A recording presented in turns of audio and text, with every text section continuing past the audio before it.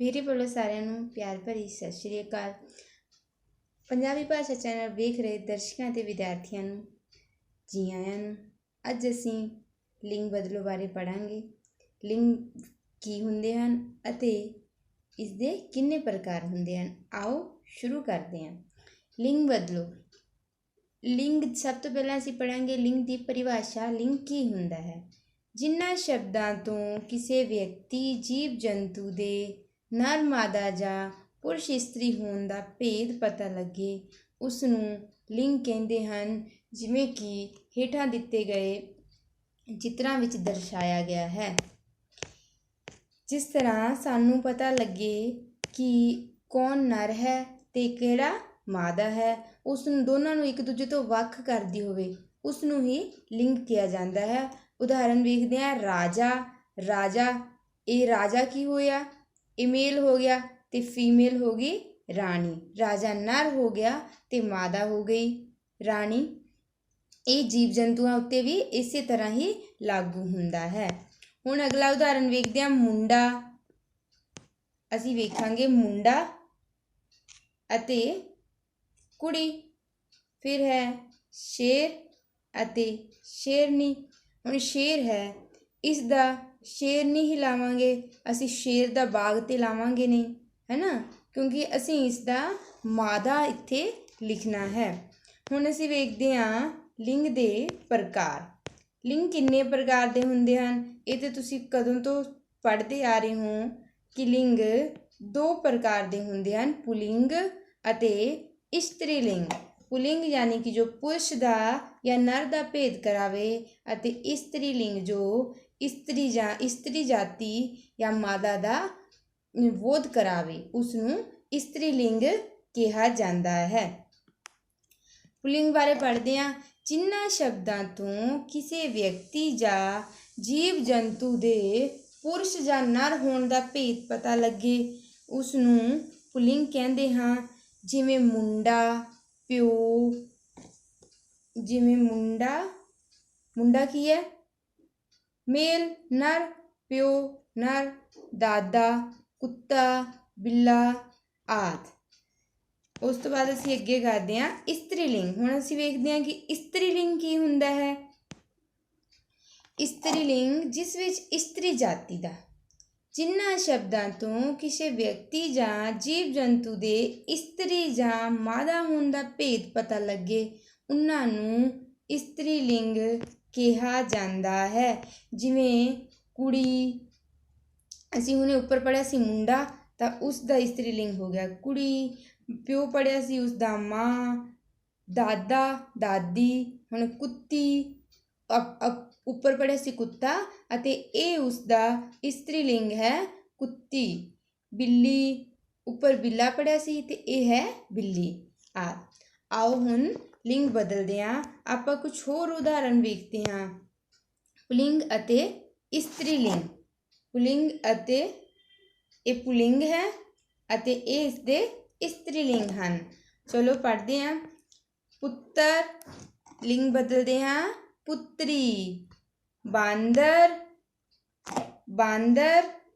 ਬਾਂਦਰੀ।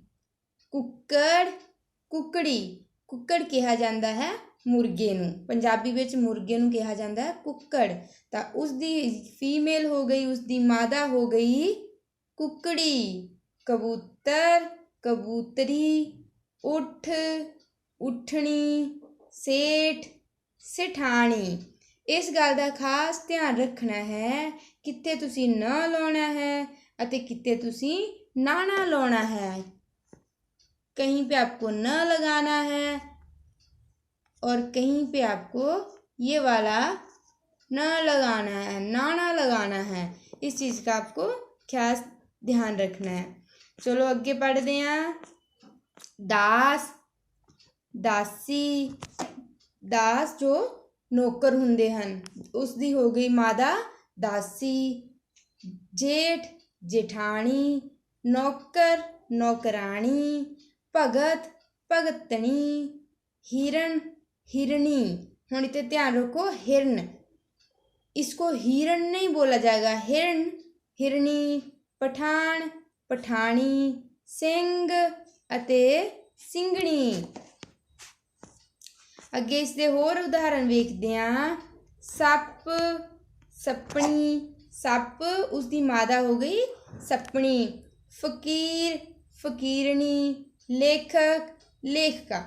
ਇਸ ਚੀਜ਼ ਦਾ ਖਾਸ ਧਿਆਨ ਰੱਖਣਾ ਹੈ। ਕਈ ਵਾਰ ਕੁਝ ਬੱਚੇ ਗਲਤੀ ਕਰ ਦਿੰਦੇ ਆ, ਲੇਖਕ ਨੂੰ ਹਿੰਦੀ ਵਾਲੀ ਹੀ ਲੇਖਿਕਾ ਲਿਖ ਦਿੰਦੇ ਆ, ਜਿਸ ਤਰ੍ਹਾਂ ਉਹ ਇਸ ਤਰ੍ਹਾਂ ਲਿਖ ਦਿੰਦੇ ਆ ਲੇਖਿਕਾ। ਇਸ ਚੀਜ਼ ਦਾ ਧਿਆਨ ਰੱਖਣਾ ਹੈ ਕਿ ਲੇਖਕ ਦਾ ਤੁਸੀਂ ਲਿਖਣਾ ਹੈ ਲੇਖਕਾ। ਫਿਰ ਹੈ ਪਾਠਕ, ਪਾਠਕਾ। ਪਾਠਕ ਪੜ੍ਹਨ ਵਾਲਾ, ਕੋਈ ਵੀ ਪਾਠ ਪੜ੍ਹਨ ਵਾਲਾ ਪਾਠਕ ਹੋ ਗਿਆ ਤੇ ਉਸਦੀ ਇਸਤਰੀ ਲਿੰਗ ਹੋ ਗਈ ਪਾਠਕਾ। ਫਿਰ ਹੈ ਅਧਿਆਪਕ, ਜਿਹੜੇ ਮੇਲ ਹੁੰਦੇ ਨੇ ਅਧਿਆਪਕ, ਫੀਮੇਲ ਹੋ ਗਈ ਅਧਿਆਪਕਾ। ਸੇਵਕ ਅਤੇ ਇਸ ਦੀ ਮਾਦਾ, ਇਸ ਦਾ ਇਸਤਰੀ ਲਿੰਗ ਹੋ ਗਿਆ ਸੇਵਕਾ। ਹੁਣ ਅੱਗੇ ਅਸੀਂ ਪੜ੍ਹਾਂਗੇ ਬਾਲ। ਬਾਲ ਕਿਹਾ ਗਿਆ ਹੈ ਜੋ ਛੋਟਾ ਬੱਚਾ ਹੁੰਦਾ ਹੈ। ਬਾਲ ਅਤੇ ਬਾਲੜੀ। ਅਸੀਂ ਇਹ ਕਹਾਂਗੇ ਕਿ ਇਹ ਛੋਟਾ ਜਿਹਾ ਬਾਲ ਹੈ। ਇਸ ਦਾ ਇਸਤਰੀ ਲਿੰਗ, ਇਸ ਦਾ ਲਿੰਗ ਬਦਲੋ, ਇਸ ਦਾ ਇਸਤਰੀ ਲਿੰਗ ਲਿਖੋ ਤਾਂ ਆਪਾਂ ਲਿਖਾਂਗੇ ਇਹ ਛੋਟੀ ਜਿਹੀ ਬਾਲੜੀ ਹੈ। ਫਿਰ ਅੱਗੇ ਹੈ ਚੰਮ। ਚੰਮ ਜਿਹੜੀ ਸਾਡੀ ਸਕਿਨ ਹੁੰਦੀ ਹੈ ਉਸਨੂੰ ਬੋਲਿਆ ਜਾਂਦਾ ਚੰਮ। ਤੇ ਚਮੜੀ, ਚਮੜੀ ਉਸਦਾ ਚੰਮ ਹੋ ਗਿਆ ਜਿਹੜਾ ਪੁਲਿੰਗ ਹੈ, ਤੇ ਚਮੜੀ ਉਸਦੀ ਹੋ ਗਈ ਮਾਦਾ, ਇਸਤਰੀ ਲਿੰਗ। ਫਿਰ ਉਸ ਤੋਂ ਬਾਅਦ ਹੈ ਢੋਲ। ਢੋਲ, ਢੋਲ सब जानते हो, ढोल बजाने वाला, हिंदी से जिसको बोला जाता है ढोल, उसका हो जाएगा ढोलकी, ढोलकी। फिर आगे है घोड़ा। घोड़ा इस दी स्त्रीलिंग हो गई घोड़ी। फिर है बच्चा। बच्चा गाय का जो बछड़ा होता है उसे पंजाबी में बोलते हैं बच्चा। बच्चे की स्त्रीलिंग हो गई बच्ची। पक्खा, पक्खे की हो गया स्त्रीलिंग पक्खी। पक्खा बोला जाता है पंखे को, जैसे पंखा उसकी पंखी होती है वैसे ये है पक्खा अते पक्षी। हुण अगे है माली अते मालन। माली जो माली होते हैं, जो सब्जियों का काम करते हैं, माली, और उसकी स्त्रीलिंग हो गई मालन। फिर है धोबी। धोबी दी हो गई धोबन। जैसे धोबी और उसकी होती है धोबिन, वैसे ये धोबी और उसकी धोबन। पटवारी, पटवारी दी स्त्रीलिंग पटवारण। इत्थे आएगा पटवारण। फिर अगे है गधा।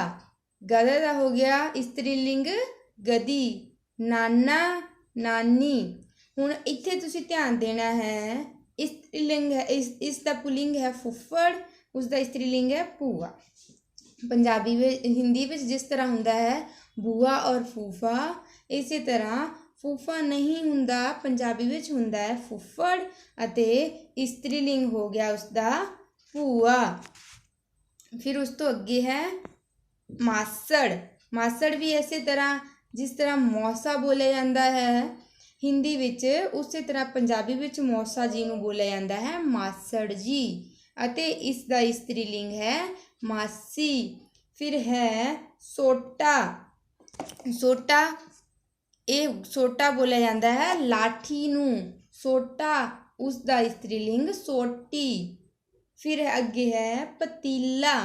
पतीला जे उसका स्त्रीलिंग पतीली। सपेरा, सपेरन। पंसारी, पंसारण। हुण देखो सपेरा इसका है सपेरन, उच्चारण देखांगे सपेरा सपेरन, ना कि सपेरन है। पंसारी उसका पंसारण, ना कि पंसारण है। इस तुसीं उच्चारण दा अते इसकी बनतर दा ध्यान रखना है। फिर नैक्सट है पंजाबी, पंजाबन। मोची, मोचन, जो जुत्ती वगैरह का काम करते हैं, जूते वगैरह फटे पुराने जूते को सिलते हैं, वो होते हैं मोची, और उसका स्त्रीलिंग हो गया मोचन। फिर अगे नेक्स्ट है खिडारी। अगे है खिडारी। खिडारी का स्त्रीलिंग हो गया खिडारन, ना कि खिडारन, ये है खिडारन। फिर 40 नेक्स्ट है पिता। पिता का है स्त्रीलिंग माता, ये तो तुहानू पता होएगा। आदमी, औरत, जुआई। जुआई मतलब जो हिंदी में जिसे दामाद बोला जाता है, कुछ लोग दामाद जुआई भी बोलते हैं, उसको बोला जाता है जुआई। धी धी धी का मतलब है इत्थे पुत्री, बेटी को पंजाबी च कहा जाता है धी। फिर नेक्स्ट है गबरू। गबरू तो भाव है जो हट्टे कट्टे जवान लड़के होते हैं, उसे बोला जाता है पंजाबी में गबरू। अते इसका स्त्रीलिंग मुटियार। इसमें होते हैं लड़के हट्टे कट्टे, जिसमें लड़की कोई जवान लड़की, उसको बोला जाता है मुटियार। अगे है बड़द। बड़द तो भाव है बैल, इसका की होएगा स्त्रीलिंग गां। फिर है बापू। बापू बेबे, पंजाबी विच पिता नूं कहा जाता है बापू अते माता नूं कहा जाता है बेबे। नेक्स्ट है पहाड़। इसका स्त्रीलिंग पहाड़, स्त्रीलिंग पहाड़ी। छुरा, छुरी, भट्ठा, जैसे जो बहुत बड़ा एक भट्ठा जिसमें आग जलती रहती है, वो पुल्लिंग हो गया भट्ठा। और जो छोटी होती है उसी तरह की उसे बोला जाता है भट्ठी। बाटा, एक बड़ा बर्तन, एक बड़ा खुले मुंह का बर्तन होता है, जिसे पंजाबी में बाटा बोला जाता है। उसी की स्त्रीलिंग हो गई बाटी, जिसका रूप छोटा होगा। नेक्स्ट भरा। भरा भाई को बोला जाता है, जो हिंदी में आपका भाई है उसे पंजाबी में बोला जाता है भरा। उसका हो गया भैन। भैन उसका स्त्रीलिंग हो गया। जो भरा उसका जिस तरह आ सकता है कि ओ मेरा भरा है, लिंग बदलो, आप लिखांगे ओ मेरी भैन है। एक चीज़ का खास ध्यान रखना है, सभी बच्चे इस बात पे ध्यान दें। पहले भी कई बार होता है बच्चों को जब लिखवाया जाता है कि मुंडा अते उसका लिंग बदलो, तो बच्चे लिख देंगे हैं मुंडी। असी पहले इत्थे असी हुणे इस बारे पढ़ के हटे हैं। देखो ये इसका एग्जाम्पल है मुंडा अते ए है कुड़ी, इसका स्त्रीलिंग। बहुत सारे बच्चे बार बार गलती करते हैं, मुंडा को वो लिख देते हैं मुंडी। आपको ये ध्यान देना है बेटा, मुंडा हो गया उसका पुल्लिंग, और मुंडा जैसे आएगा ओ मुंडा खड़ा है, इसका पुल्लिंग इसका लिंग बदलो, तो तुसी स्त्रीलिंग विच बदलोगे ओ एक कुड़ी खड़ी है। मुंडा दा स्त्रीलिंग कुड़ी होएगा। बहुत सारे बच्चे पहले भी कई बार ये गलती करते हैं, आपको इस चीज़ को सुधारना है। सभी बच्चे ध्यान से इसे पढ़ेंगे और अच्छे से जो भी इसके एग्जाम्पल हैं सभी को ध्यान से याद करेंगे। धन्यवाद।